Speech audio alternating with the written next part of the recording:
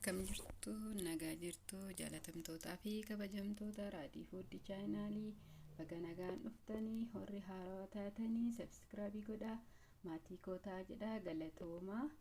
Amma viidiyoo haaraa qabadhee dhufe jira. Viidiyoon kiyya qurxummii koteleettii akkamitti akka hojjetamu dinnicha chiipsii waliin hojjetadhu. Amma dinnicha koo kutataa jira, isa qopheeffadhee jira.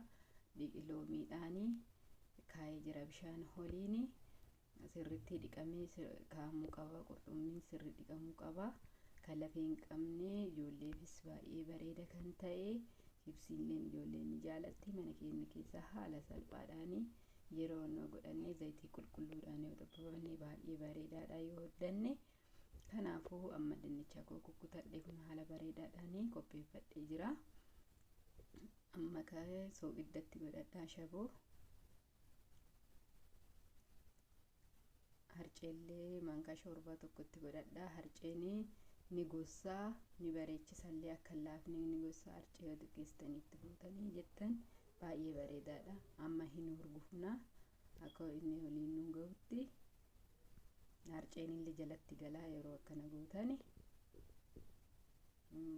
Meeshaa kaan immoo kanii qurxummicha immoo ittiin dibeetiin akka inni haala bareedaa nu mi'eessutti harcee kiyya qopheeffadhee jira. Kun amma immoo killeellee cina qopheeffadheera. Amma immoo bilaak peppariitti godhadhaa xiqqoosi isa waliin gaheetiin.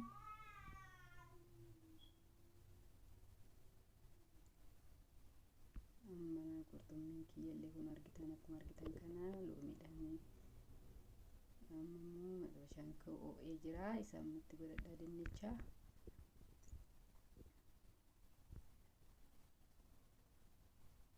Akkanatti haala qulqulluudhaan ijoolleen amma dinnicha baay'ee jaalatanii hamma alaa bitanitti mana keenya keessa haaluma salphaadhaan akkanatti hojjennee jennee baay'ee ijoollee fayyaadhaafis gaariidha. Zayitiin isaas qulqulluudha malee bitanis yoo sugaa kun amma diimatee jira baasutti gahuudha.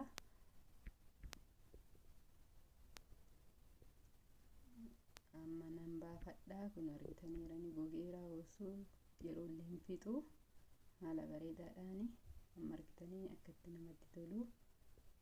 Amma immoo qurxummicha kiyya harcee keessa nan kaayaa achi immoo killee keessa kaayeeti.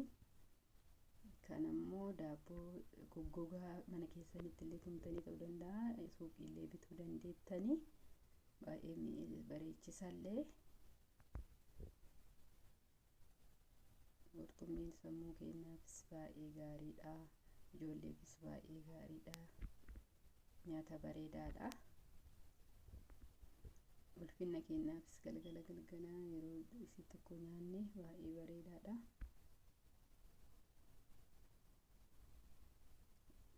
Akkuma argitan kana haala bareedaadhaan hojjetadhaa jira.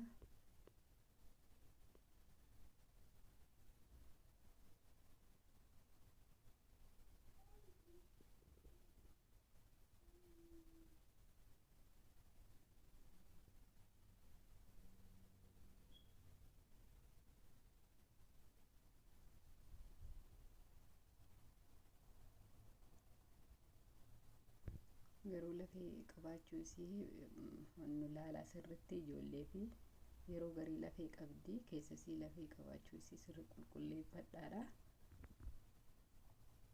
Sammuu ijoolleetiif baay'ee faayidaa guddaa qaba.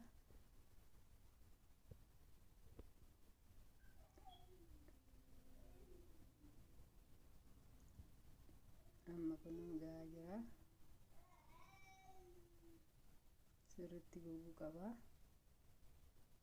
Amma gahee jira akkuma argitan kana.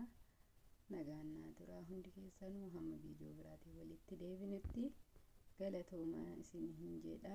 Amma kun haala bareedaan dinnichaan kiyyallee gahee jira. Yoo jaalattanii laayikii godhaadha. Koomentiillee barreessaa. Laayikiin keessan na jajjabeessaa. Dammoo yeroo nyaattanii leemmanii fayyadamtan baay'ee bareedaadha. Nagaan naa tura hundi keessanuu nageenya rabbii isinirra haa jiraatu.